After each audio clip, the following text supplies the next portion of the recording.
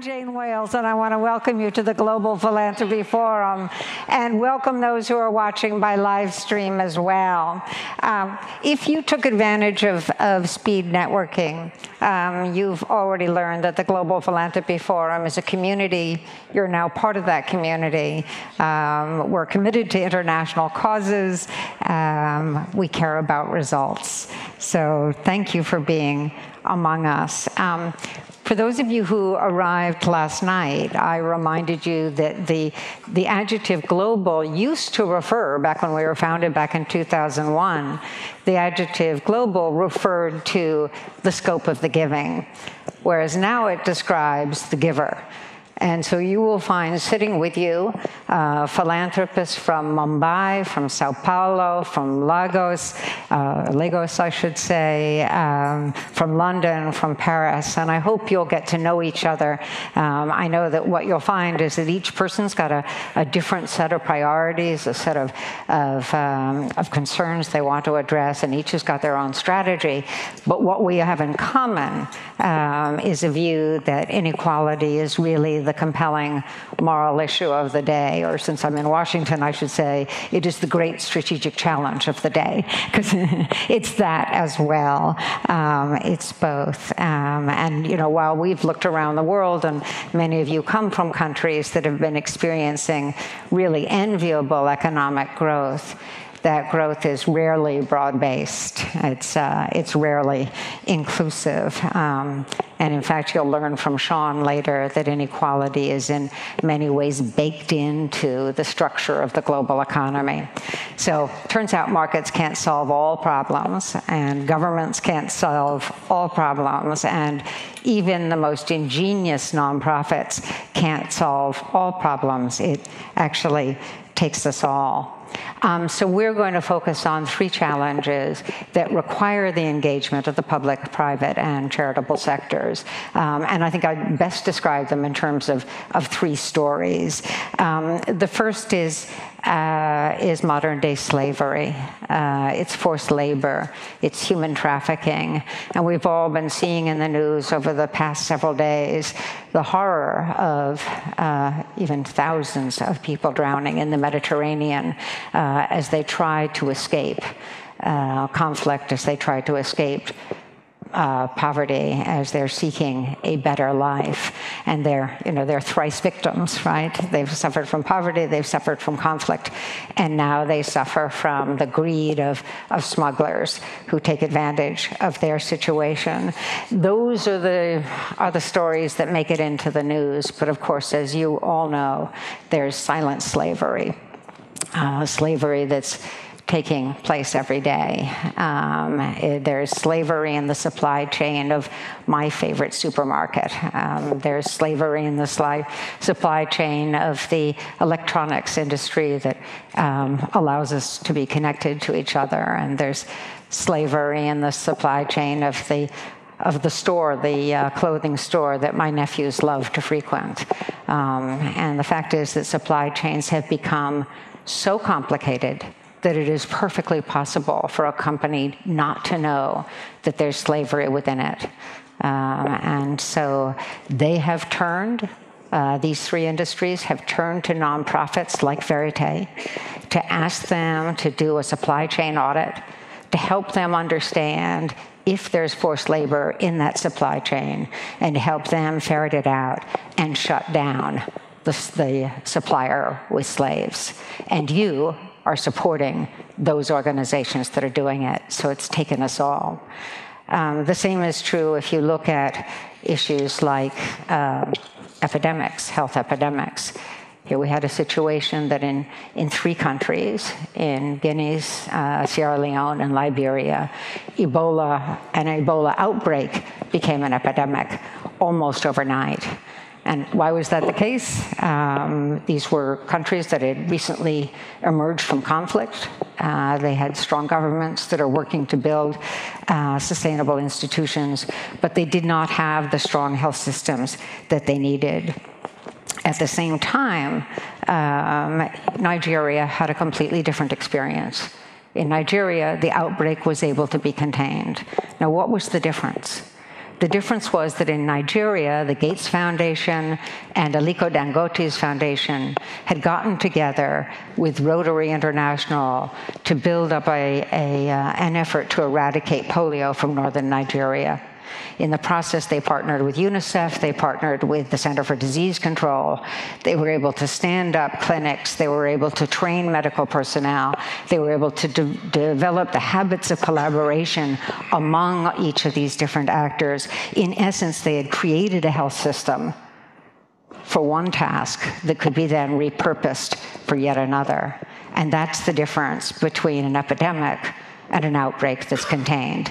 It ended up taking us all. And then in the third area that we're going to focus on is the issue of unstable climates, of weather extremes. And all of you are very focused, I know, on the fact that governments will be getting together in December to agree on a climate convention. And when they get together, they're going to be relying on science that has been developed by the nonprofit sector. They're going to turn to financing mechanisms that have been invented by the nonprofit sector. And when they make their decisions, if they are able to speak in unison, they'll send a signal to private investors that there will be demand for resource-efficient products. There will be demand for clean energy. There will be demand for clean transport. And so they will draw in and tap markets at the same time. Once again, it takes us all.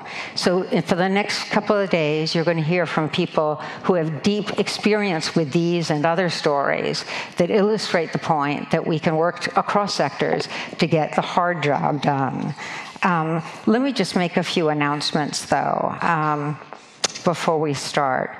The first is that if you've already had a mind-blowing conversation with a Hakeem Bello Assaji or Tsitsi Masiiwa or another philanthropist from Africa, know that the African Philanthropy Forum will be having its conference in Kigali on October 6 and 7. You can keep the conversation going. Just find Pearl Darko, use your GPF Connect to do that, and talk to her about it. If you've also found you've had absolutely terrific conversations already with a Brazilian philanthropist who's a member of the Brazil Philanthropy Forum, you can continue that conversation in Sao Paulo, because Paula Fabiani, who runs Aegis, that is our partner in Brazil, is working on their annual conference on November 12th in Sao Paulo. And then third, if you were really touched by what you learned, as I did last night, from French philanthropists about the work they're doing with unemployed youth and unemployed elderly, if you want to continue a conversation like that, when you head to Paris for the climate talks, you will have an opportunity to meet French philanthropists who will show you the lay of the land and will also show you the work they do. The fifth thing I just wanted to say is that if you have friends who wish they were here and couldn't be here, tell them we're live streaming. They can listen in.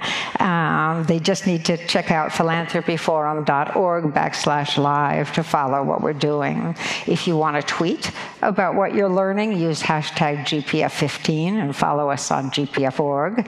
And finally, let me just tell you about GPF Connect, because I know you're all deeply connected. You can go up on GPF Connect on your tablet or your smartphone. You can access the conference agenda if you left it behind. You can manage your own schedule, and you can find one another to set appointments and connect with fellow participants. So if you've lost your password already, the front desk will tell you what it is.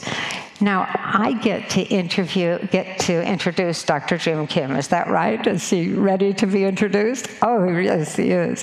Now, as you all know, the fundamental mission of the World Bank is to disrupt poverty, disrupt that cycle.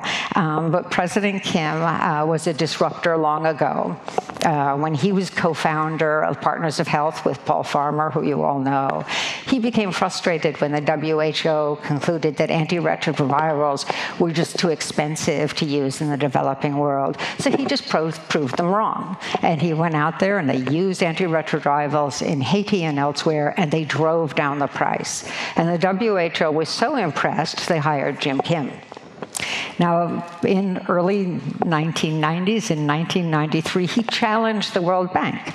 He said, you should stop relying on gross domestic product as a measure of development. He knew then what we know now, and that is that economies can grow with only a handful experiencing the gain. And so he argued, no, that's not the right way to measure and to evaluate where we stand on poverty alleviation. And as you know, he's since been made president. And as president, I never have this effect, I should say. Whenever I prove people wrong, they just decide not to invite me back for dinner. So you're really effective. Dr. Kim has done something remarkable, though, at the World Bank, and that is to set truly audacious goals. Now, we all know that the Millennium Development Goals of cutting in half the number of people living in abject poverty was reached. It was achieved. It was achieved 5 years ahead of time. But buoyed by that, Dr. Kim has set two remarkable objectives. The first is to end extreme poverty by 2030. The second is to share prosperity with those in the bottom 40% of economies around the world. Why is that significant? That's significant because he has placed inequality squarely at the center of the World Bank's agenda. So please join me in welcoming Dr. Yong Kim.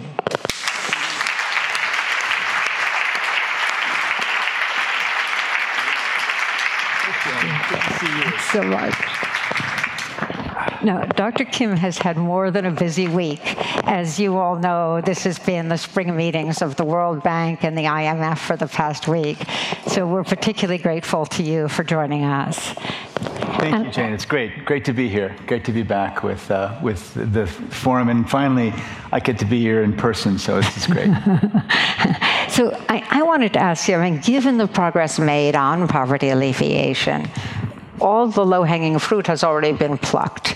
So how are you going to go about sort of financing? How do we go about financing the ambitious goal that you put forth? And where are the really great ideas coming from? Well, we, when we had this discussion about setting a target, first of all, I believe in setting targets, because if you set a target with a clear end date, you have to, you're supposed to anyway, oops, I'm getting a little, you're supposed to then go and say, ask yourself, are we structured as an organization to actually deliver on the target? And if you're not, you have to rethink what you're doing. So we've gone from 2 billion people living in poverty in 1990. Over 25 years now, it's about 1 billion people. But the percentage of the world, in 1990, 2 billion out of 5.3 was 35%. And then now, 1 billion out of 7.3 or 4 is now around 12%. So the overall percentage of people living in extreme poverty in the world has gone down by 2/3. But the last billion, I'll tell you just how difficult it is, because by 2020, in just 5 years, more than half the people living in extreme poverty will be living in fragile and conflict-affected states. So, Sierra Leone, Guinea and Liberia, the presidents were just here for our meetings at the World Bank. It's going to be countries like those that face so many difficulties. I came here directly from a meeting with all of our country directors, and that was a theme they brought up again and again. We now are going to face the problem of ending extreme poverty in some of these most difficult places. What is our plan? So it's going to be very, very tough, and we think that you can't. It's really hard to get extreme. Excuse me, I'm clicking on things. I just don't want to annoy everybody. I don't know. Try to. You can't hear it. Okay. So we think that it's difficult because of natural disasters and just bad things that happen in the world, and you can't stop all those. We won't be able to get it below 3% of living in extreme poverty, but that 3% will be fluid. People will be moving in and out of there. But to get it to 3% will be really hard. If you look backwards over 25 years and ask yourself, what has been the relationship between economic growth and poverty alleviation? And then project forward and make an assumption, for example, that the average rate of growth over the next 15 years will be around 4%, which is, I think in this day and age, it's a pretty optimistic forecast. We'll get down to about 8% or so. So somehow we either have to speed up the rate of economic growth, but even more importantly, what we have to do is change the relationship between economic growth and poverty alleviation. So every point of economic growth has to have a greater impact on poverty alleviation. Now the question is, how do you do that? Well, we look back, and in a speech I gave a couple of weeks ago, we looked really specifically at what we've learned. What have we learned over a very long time now, 50 years or so, back when President McNamara really began focusing on poverty. And there are 3 important lessons. I'll talk about it more. But all of this to say that this is not just something we threw out there, as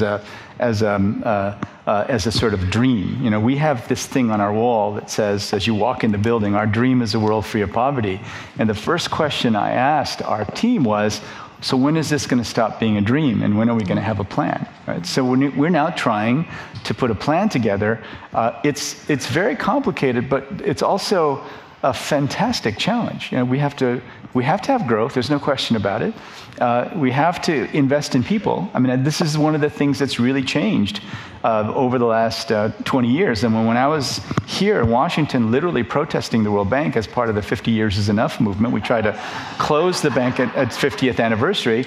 When we were here, what we were fundamentally arguing is you're focusing too much on GDP growth alone. You've got to focus on investing in people. And at that time, we had this crazy idea that you also need to invest in social protection, literally in social security type programs. And back in those days, while some people in the bank were talking about more healthcare spending, more education spending, very few were talking about, full out social protection programs. But now we are the biggest supporters of these conditional cash transfers, social insurance type programs, because we found out that they actually work. And we have so many studies of this that show, and one of the questions I asked is, why do we have so many studies on conditional cash transfers?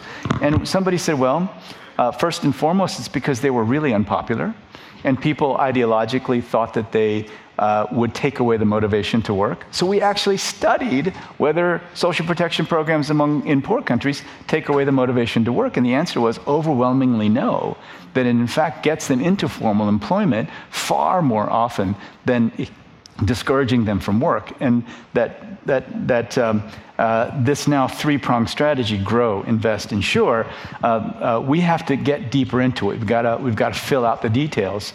But that's the plan. So before we get to the insure part, because I want to make sure we covered that as well, when you describe these cash transfers, it's literally cash going into the hands of the poor. And there was this fear that somehow it would be misused. Right. Turns out not. Well, and the great thing is that this was really pioneered. Many of you know this story. Brazil and Mexico. In Brazil, it was Bolsa Familia. In Mexico, it was Oportunidades. And what they showed was that not only do we lift them out of poverty, but their children go to school more frequently. Their children's nutritional status improves. Their own health status improves. And moreover, economic growth is spurred because so many of the poorest use that money for consumption, and the economy grows. The other thing, though, is we've actually found that in countries that don't have the infrastructure to be able to apply conditions and follow them up, even unconditional cash transfers have very positive impact in the poorest countries. So this was hard. I mean, this was a hard lesson for the World Bank to take on. But this is what I have found is the greatest thing about the World Bank, is that we will do the studies, and if the evidence suggests that we were wrong before, we'll change our mind. Right? We instituted user fees for years, and this was one of the biggest issues that really made us angry at Partners in Health. That when we ask people, so why do you institute user fees for healthcare? They'll say, well, people don't appreciate things that they don't pay for. And we said, we've worked with really poor people for a long time, and I don't think that's true. And if you have no money and someone provides you healthcare, they're pretty appreciative, right? So we found evidence, convincing evidence, that in malaria, user fees were actually preventing people from getting access to life-saving treatment. So the evidence was there, and now our official stance is that we do not support user fees in the poorest countries. So this is how it's supposed to be. It's supposed to be, you put forward an argument, but if there's evidence that goes against you, then you change your position. Well, what's important, particularly for the folks in this room, is that you share that data. The reality is that the World Bank its data are open, they're machine readable, you can compare across data sets, and that's hugely, and at the same time, now foundations are following suit. So you all took the lead. Let's go back to the grow, invest, insure. By invest, you're talking about invest in people, right? So you're talking about education, you're talking about healthcare. Education and healthcare, but especially education and healthcare for women and children. Those are the most important investments. And again, the data is different now. So a very important study in the Lancet that came out, I think it was about a year ago, a little more than a year ago. Larry Summers brought this group of people together, and they found that between the years of 2000 and 2011, fully 24% of the growth in what they call full income for people in low and middle income countries, 24% was attributable to better health outcomes. Right? Now, that's really important on several levels. So investing in health is important, but it's only important if you actually get better health outcomes. And so a project that you mentioned, I mean, I see people in the audience. I see Jacob Gale back in. Jacob remembers the fights we had. I mean, we were arguing for treatment of HIV among poor people, and they were very smart, very good, very moral, ethical people who just said, "You're crazy. It's impossible." And we just kept saying, so you're going to tell 25 million people in Africa that they're dead because it's just inconvenient for us to provide treatment? And again, we won that argument, and it turns out that HIV treatment and the input and the interventions in malaria had a huge impact on increasing full income, right? So the very things that we were told were impossible, now as we look back, had the biggest impact on actually, on actually increasing people's income, right? Not just having them be healthy, but increasing their income. So the evidence is really clear, and on education, the evidence on educating girls has been around for a very long time.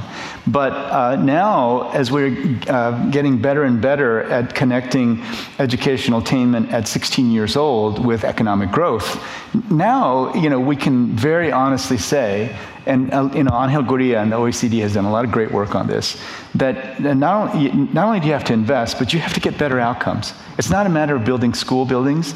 It's a matter of really leapfrogging forward generations and bringing good quality teaching into every classroom. And again, our experience has been that you can actually do that. You can transform the quality of education even when your teachers are very poor.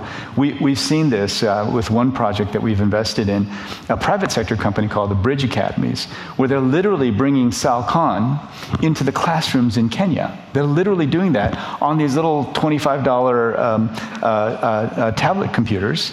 And so what Sal thinks is happening is that not only are the students learning from him and from other great teachers and not from frankly mixed quality teachers, but what he's saying is that even the teachers are learning. He said that having the Bridge Academies and having those great teachers in the room and the students actually work off these tablets in the classroom, and the teachers walk around, over time, the teaching quality improves as well, because they have to know what's on those tablets. And so I think that now, without any hesitation, we can say that investing effectively in better health outcomes and better educational outcomes is actually going to be the key to your competitive position in the global economy in the medium and the long term. We say that with full confidence. And so it's not just grow the economy, exploit your extractive potential, and then throw a few, throw a few coins at your health and education system. That's not what we're saying. We're saying if you really want to be competitive going forward, you need to think hard about strategic investments in your people. So when we used to talk about education, the biggest issue was a question of access, but now we talk about relevance and quality as well. If you're going to reach the bottom 40%, it's going to need to be job-friendly growth. Yeah. So give us a sense of what that looks like, number one, and how, what are going to be the jobs of the future, but also how do we prepare the next generation for those jobs? I don't know exactly what the jobs of the future are going to be, but I'm completely convinced that better education, science, technology, engineering, and math is going to be really important. And again, so when I was at Dartmouth, we asked some pretty straightforward questions. What's the state of the art in teaching physics and chemistry and math, right? And everyone would say, there's no question that for the first, even a couple of years, the best way of teaching those things is with online programs. And Carnegie Mellon has developed fantastic introductory programs for physics, chemistry, math, biology that are so sophisticated that it gives you information and then it tests you. And based on how you get the answers wrong, it gives you the information back in another kind of way. Very similar to what Sal's doing. Sal Khan is doing exactly the same thing with math among young people.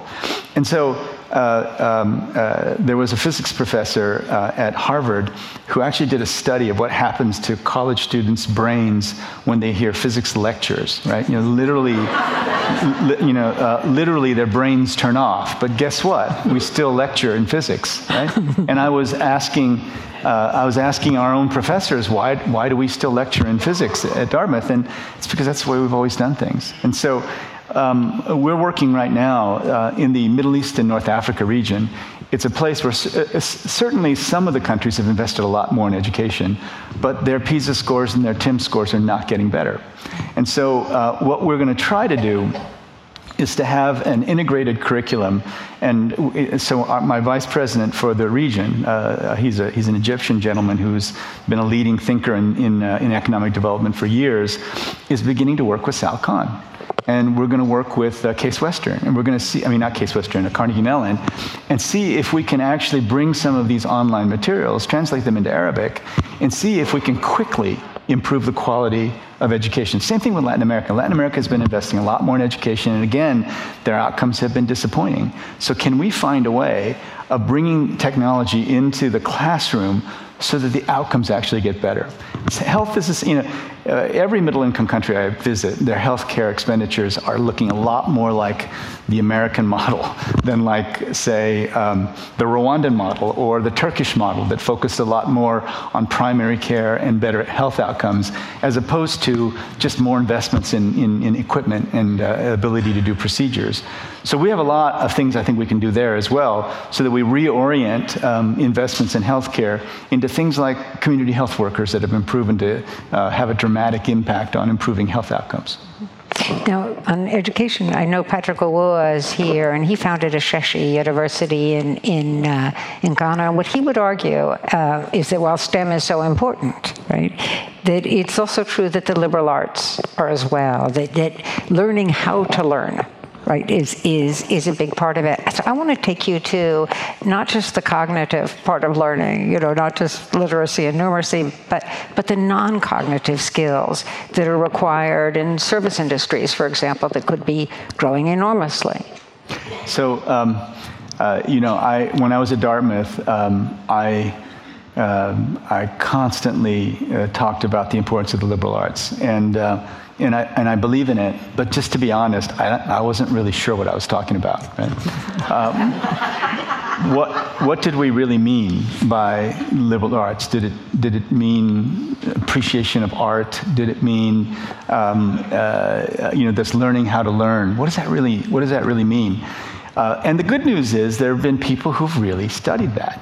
People like for any of you who want to dive into this, there's a great book by a professor named Roy Baumeister called Willpower, right?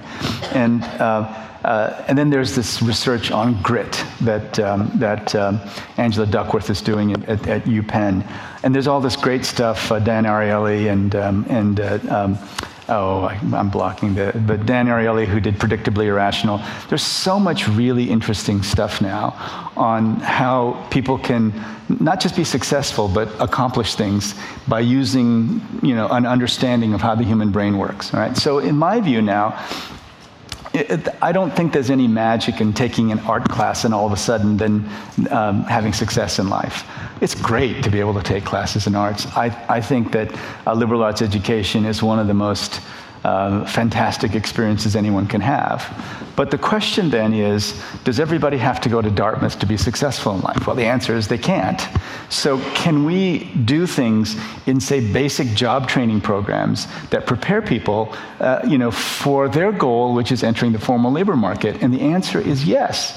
The answer is, what I've learned from my people who work in this area is that technical training is really important. But if you don't add soft skills training, right? And this is not like, sophisticated understanding of teamwork that you'd get from Harvard Business School.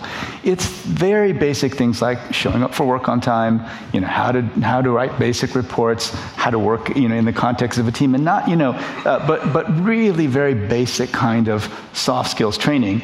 That if you do those two things, and then orient your training to the specific needs of the companies that in the area, and it's usually small and medium enterprises, then the success rates are so much higher than sort of generic technical skill training programs.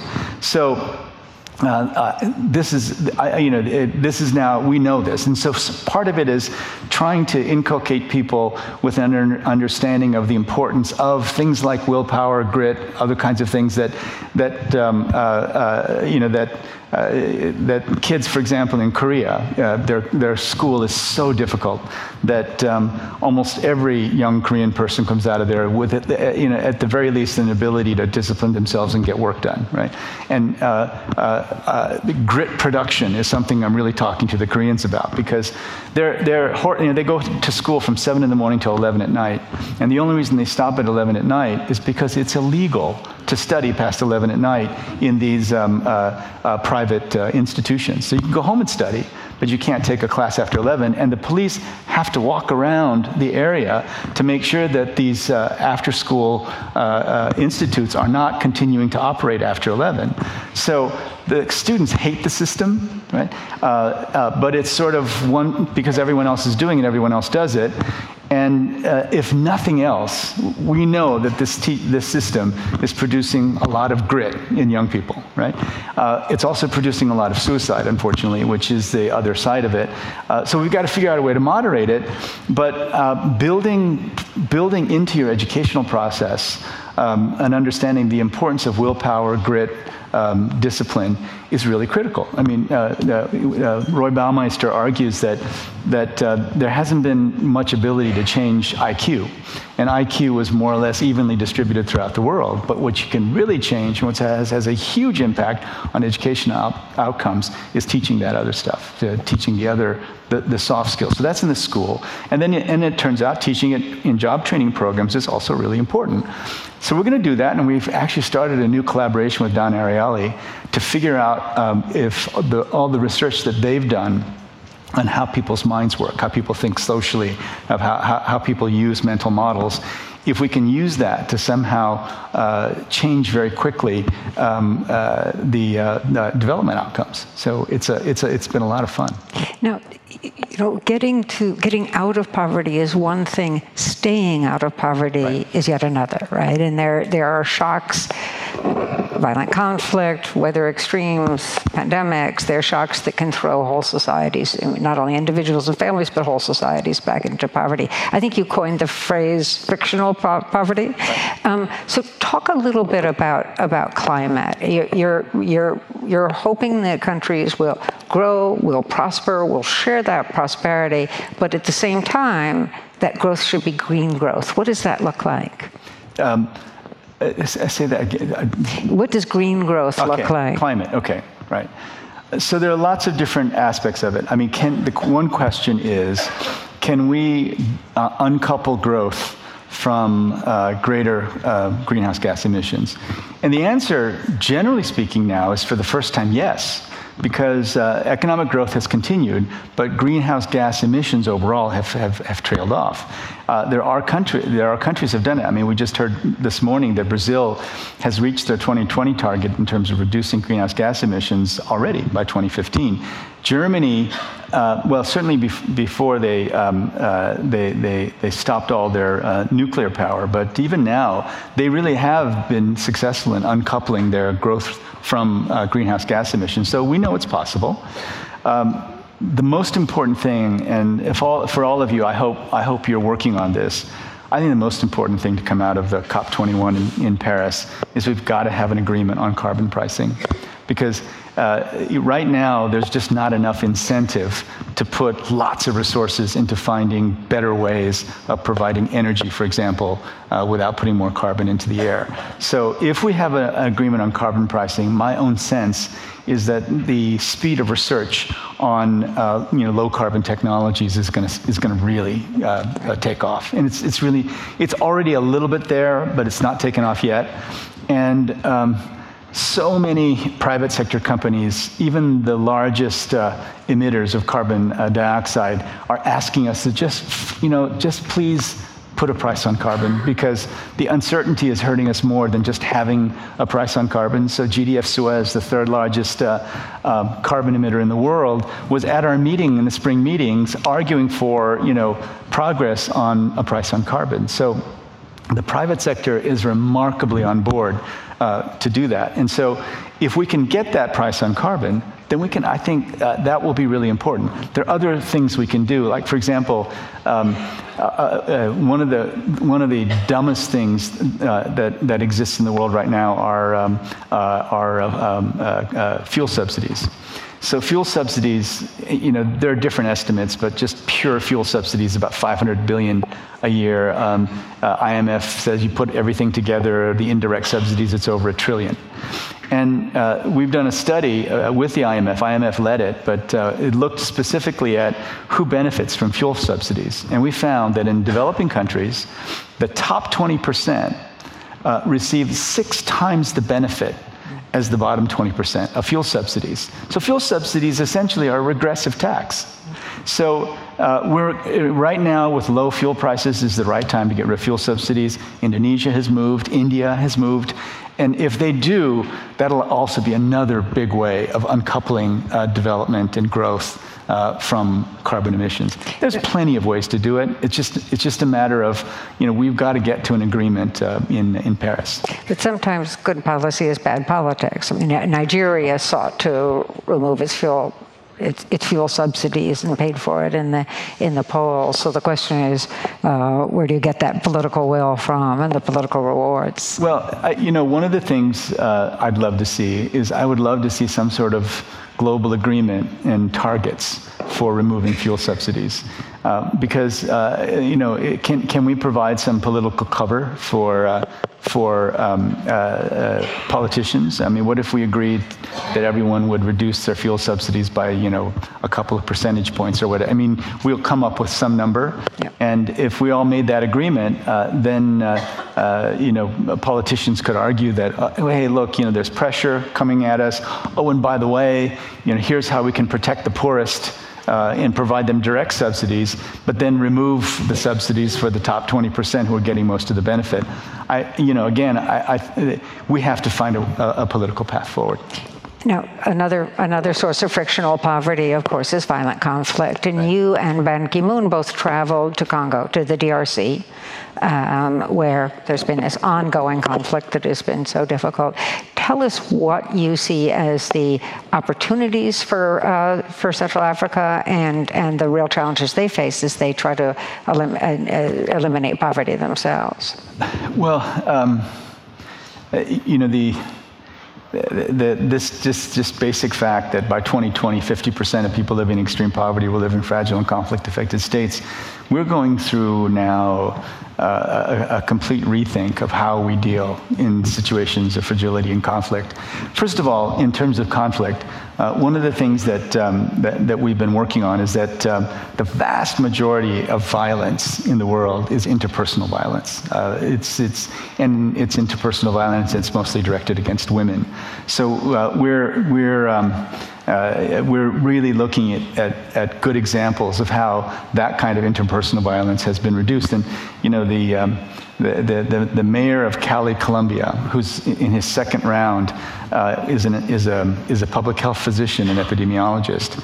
And in Cali, he took an epidemiological approach to reducing interpersonal violence by closing bars at certain times. He did some really bold things, and the levels of interpersonal violence dropped. So that's one part of the violence issue.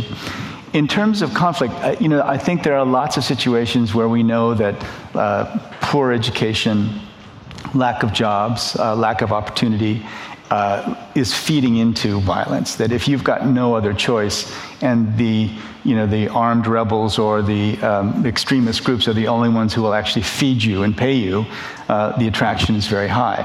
So I think we're on a race against time. I think we have to find ways of not. If you sit back and say we have to improve education, and so what we're going to do is build schools first, easy to do, get kids in schools, and then we're going to do teacher improvement programs so that we get just as high quality teachers as in other parts of the world.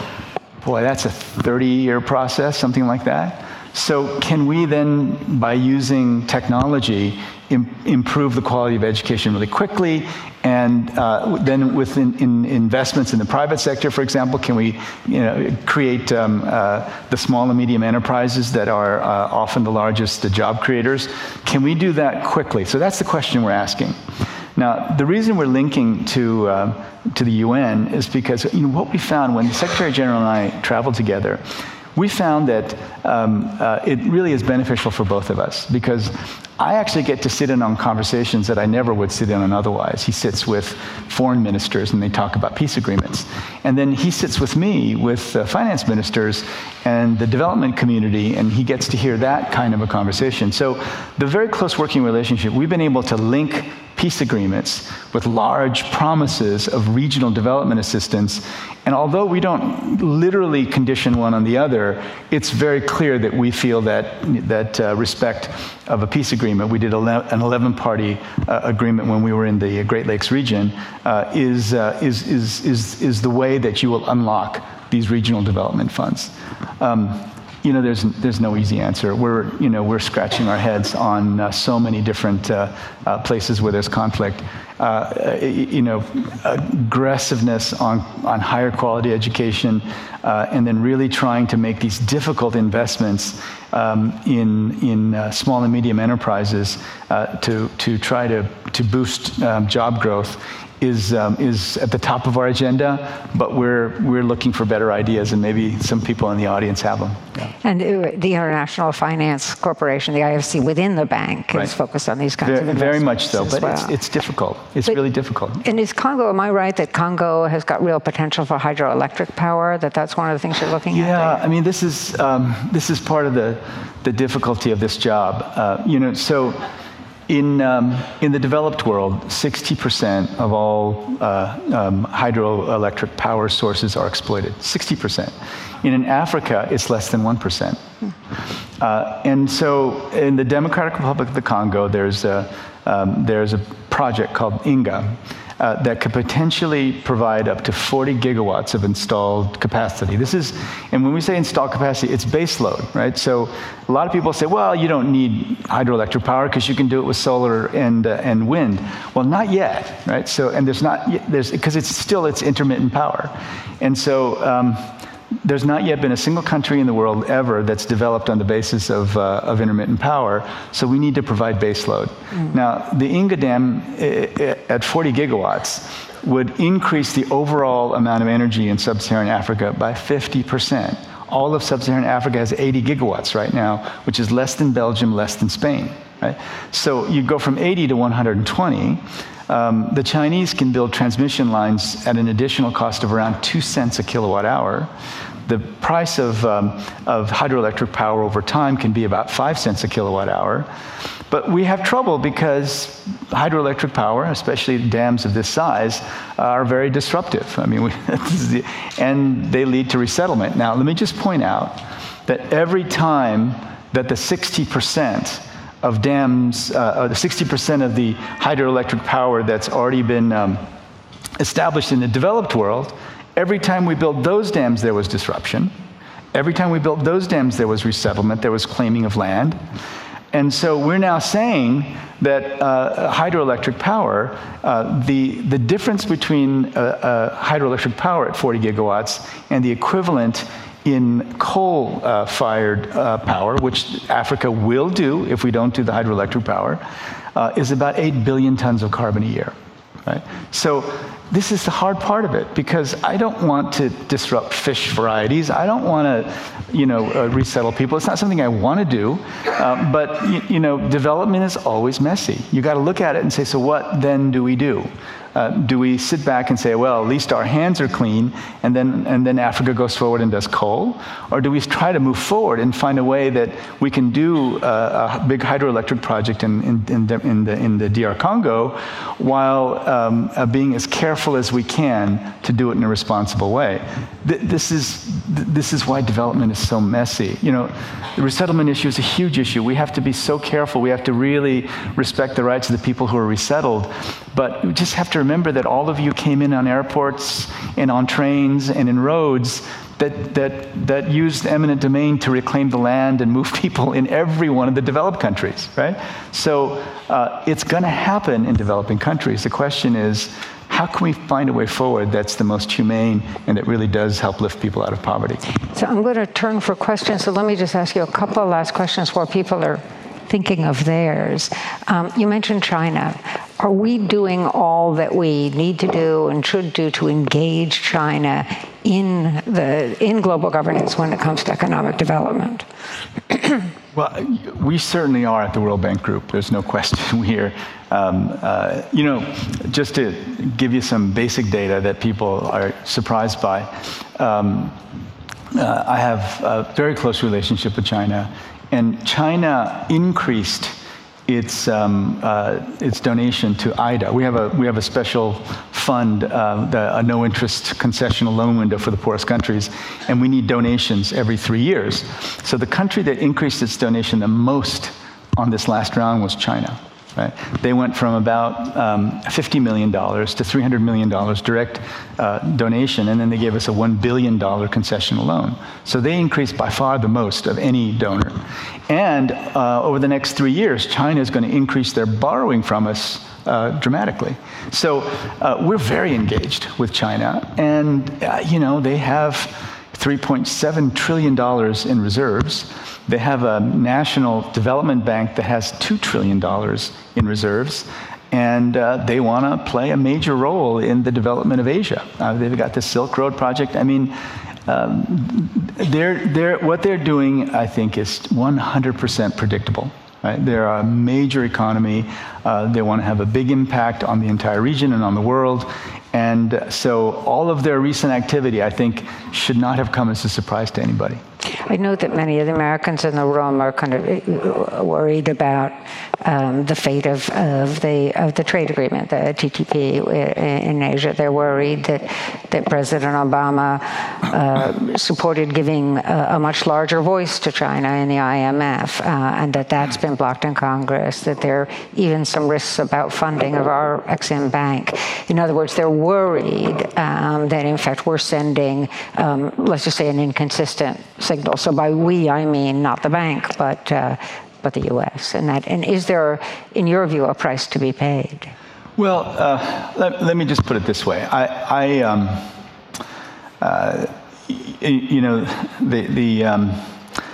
Americans, I think, are in a very real sense the most generous people in the world. I mean, and you are all in this room, I think, evidence of, or many of you in the room are evidence of just how incredibly generous Americans are.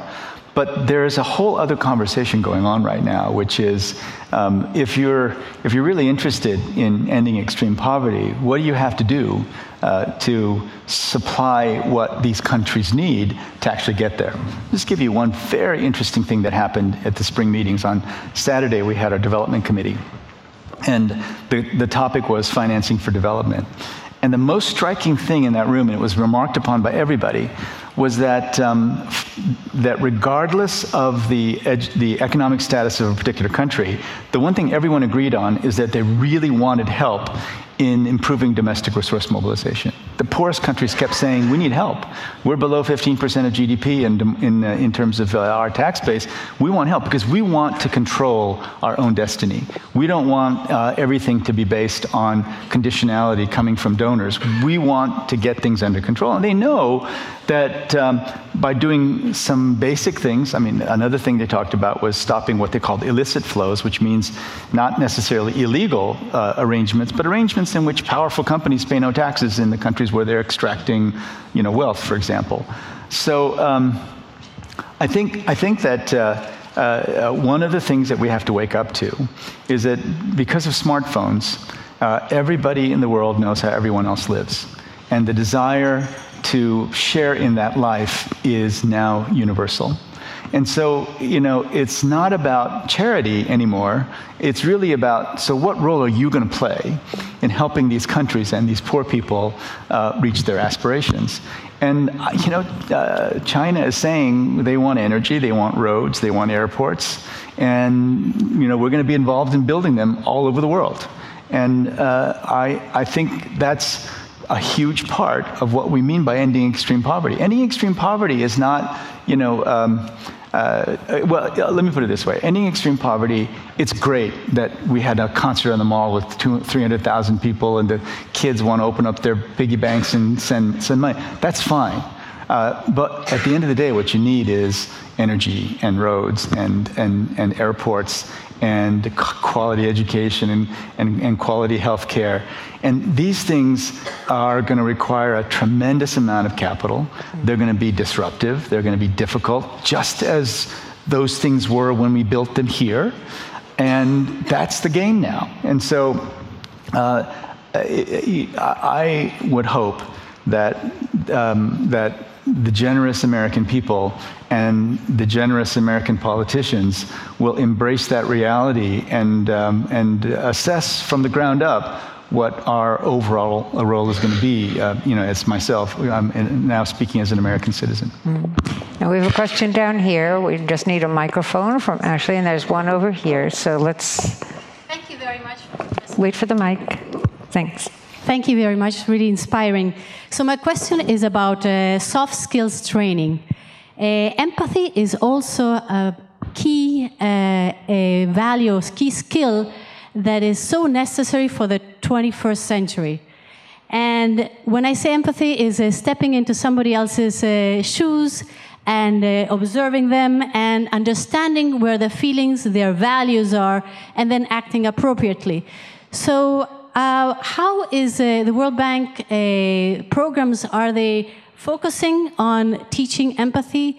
I believe through several organizations, YPO, Ashoka, we are trying to do this very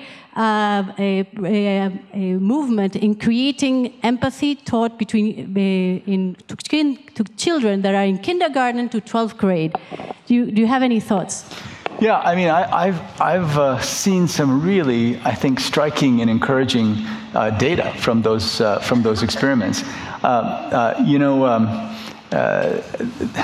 I'm an anthropologist, right? And we are supposed to be professionals at doing just what you said. I mean, what is ethnography but going into a very foreign place to you anyway, and trying to understand how people think. So there are many different areas where those skills are being emphasized. And so do we do that? Well, we do it as part of the soft skills training programs and our job training programs.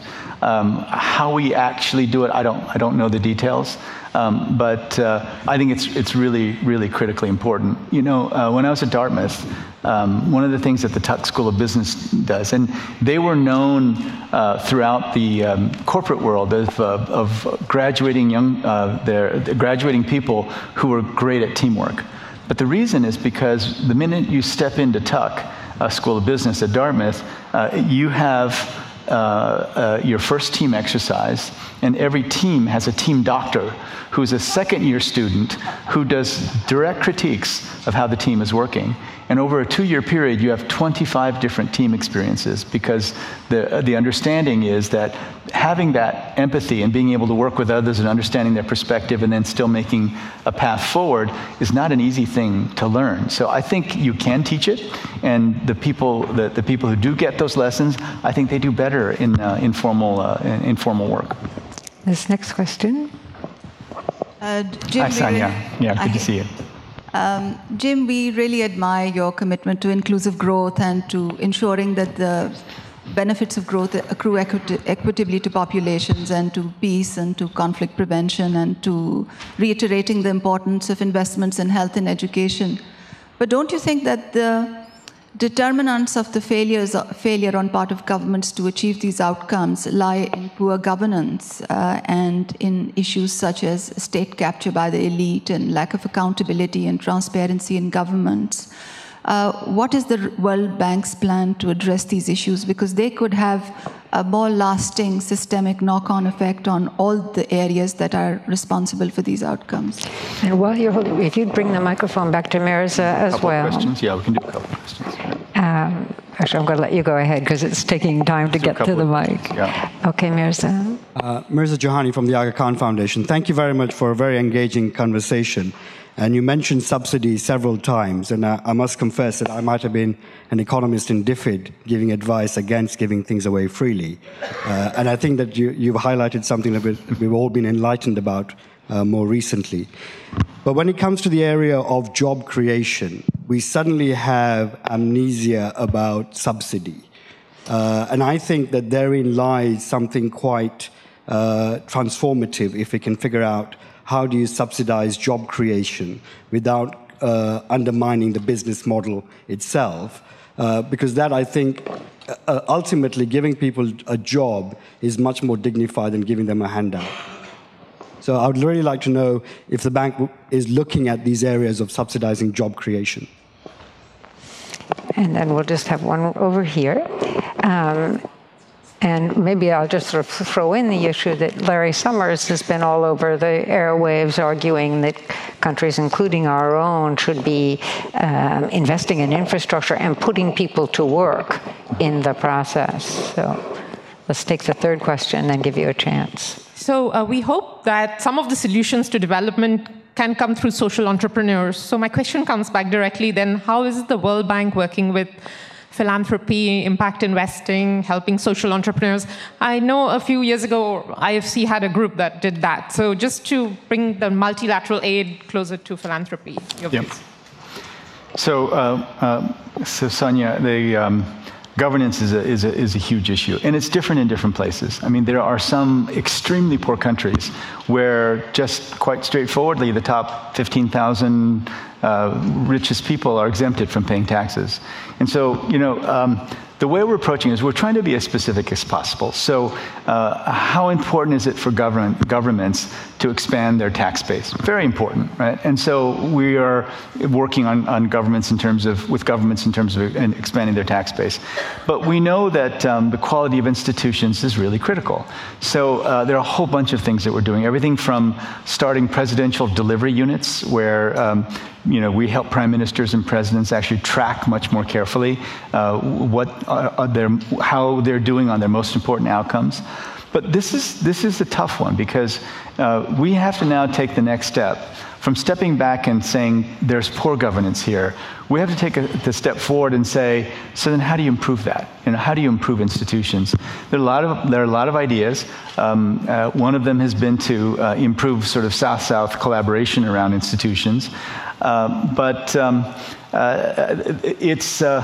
it's going to be, we have a big governance practice, and it's going to be one of our greatest challenges. And once again, you just see the critical importance of great leaders. When you have a good leader coming in who really wants to take up the mantle and improve governance, you see changes happening, and we all know the countries in which the things have been happening.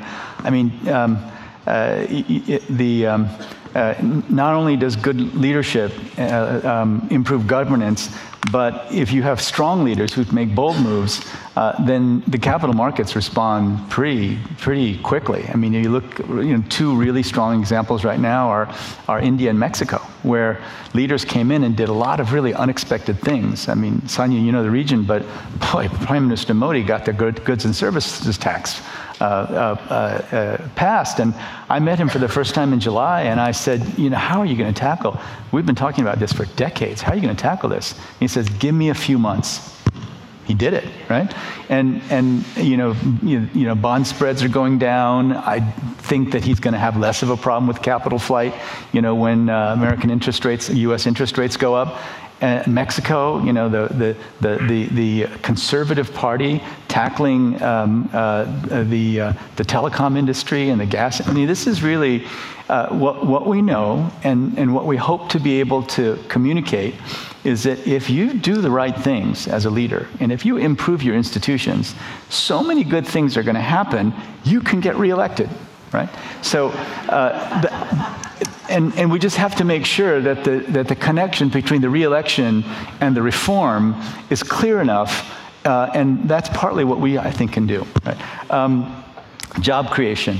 Can we subsidize this? Well, we're thinking of a lot of different ways to try to do this. So, for IFC, the really important thing is to try to move capital into these countries so that small and medium enterprises can get capital. But then what happens is we have to use financial intermediaries. And this is difficult, right? Because is it possible for us to know every single thing that a financial intermediary does? Well, we're often the only ones who are willing to go to that level and provide funding for financial intermediaries.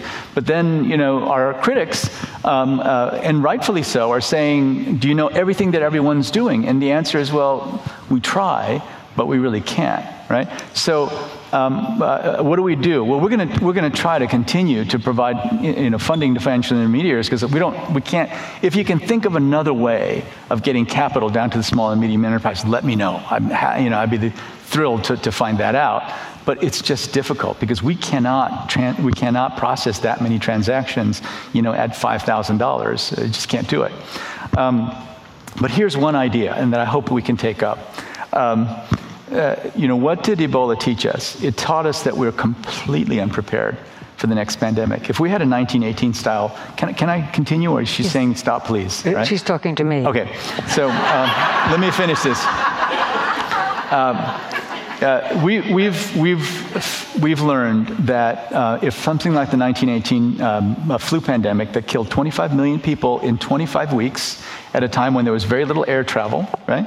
So if something like that were to hit today, and if you ask the question to any infectious disease doctor, is there a possibility of a virus with that kind of lethal capacity? Is it possible that one will hit? They'll say not only is it possible, it's almost certain to hit.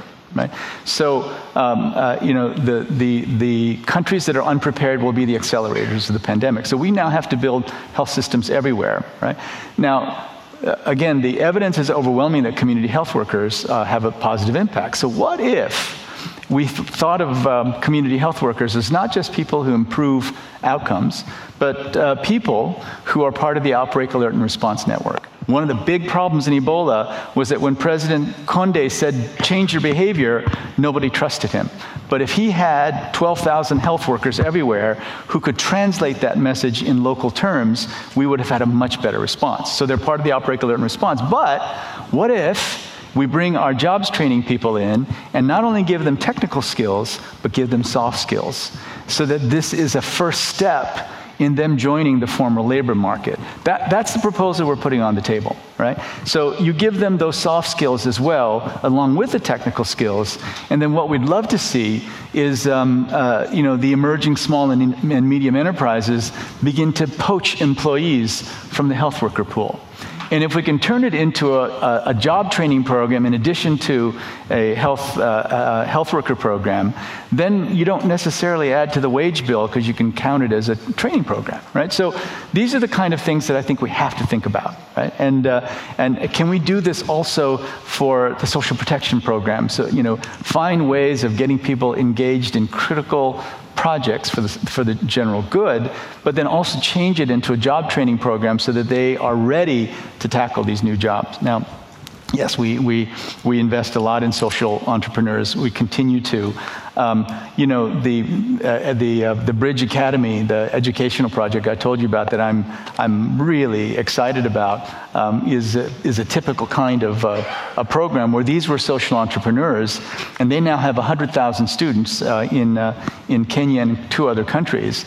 But they're not gonna break even until they get to 500,000 students. So we think that exploring these models is really, really important, and we continue to remain very committed to a program that my predecessor founded called the GPSA, the Global Program on Social Accountability, and we will continue to support that. Let me just expand that to say that, of course, President Kim has been working closely with foundations, meeting with them with regularity with the help of Penelope Lewis, closely with investors, private investors, as well as impact investors, with the help of the IFC and people like Anita Bhatia, and closely with NGOs that are making a big difference. After all, he came from that world.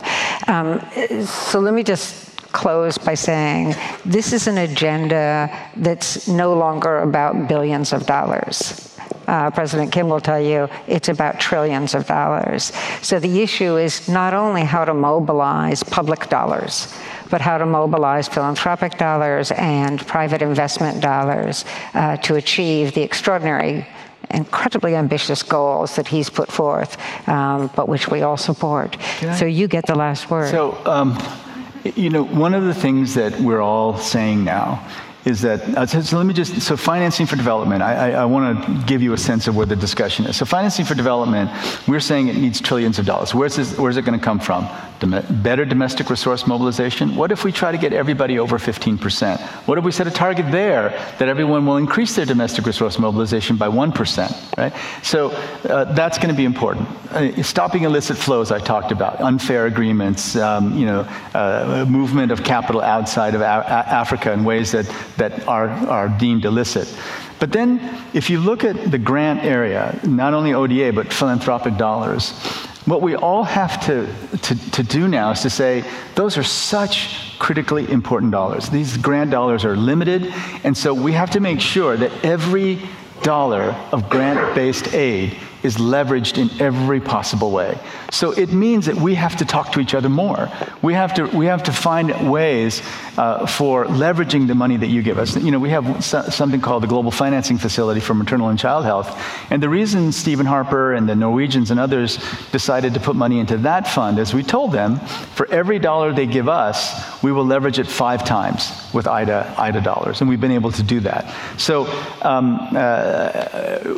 it's not, the financing for development discussion is a realization that we can no longer live in a world where, every few years our government changes what it works on because they have a new leader. And they decided this year I want to do tigers, next year I'm going to do children. What we're trying to get to is a single conversation where people can have differences of opinion, but we begin to all understand that, we probably don't need a lot of aid for telecommunications, for cell phones. Those things tend to be handled by private companies on their own.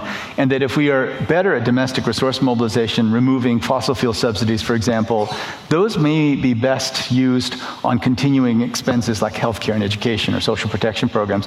Let's have that discussion and then say philanthropic dollars should really be used just as an example. And you can, whatever way you use them is great, but just as an example, to explore explore frontier areas that would be very difficult to justify using, country-based aid, for example, on.